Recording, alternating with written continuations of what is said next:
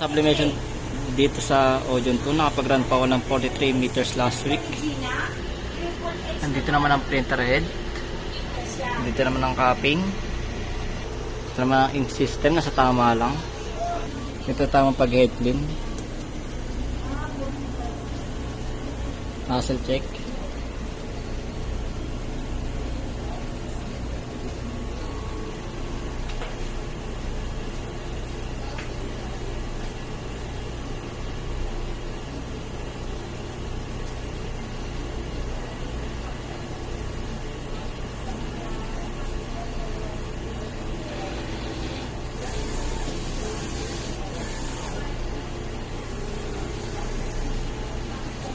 Dito yung stocks ng ink, kompleto. Dito naman yung stock ko ng ng Sabli paper.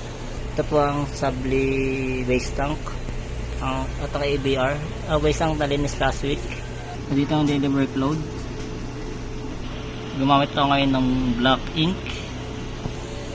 Sa yellow. Sa cyan.